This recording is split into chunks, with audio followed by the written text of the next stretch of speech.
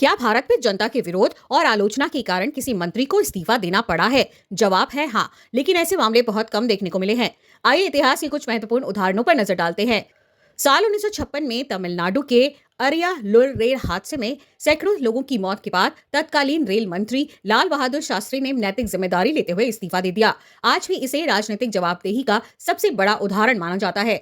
इसके बाद 1958 में तत्कालीन वित्त मंत्री टी कृष्णमाचारी ने LIC मुद्रा घोटाले में उठे सवालों और जांच के बाद अपने पद से इस्तीफा दिया।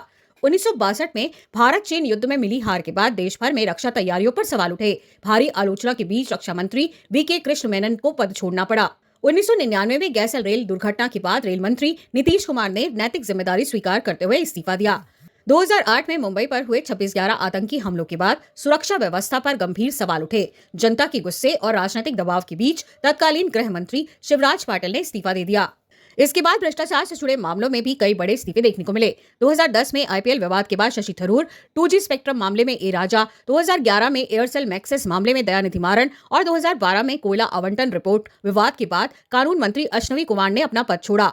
2018 में मीटू अभियान के दौरान लगे यौन उत्पीड़न के आरोपों के बाद विदेश राज्य मंत्री MJ अकबर ने लगातार बढ़ते जन दबाव और मीडिया की आलोचना के बीच इस्तीफा दिया।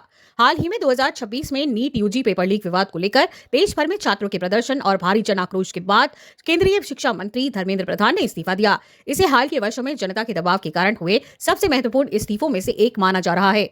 ये घटनाएं दिखाती हैं कि लोकतंत्र में जनता की आवाज, मीडिया की भूमिका, न्यायिक प्रक्रिया और राजनीतिक जवाबदेही मिलकर सरकारों को जवाब देने के लिए मजबूर कर सकती है।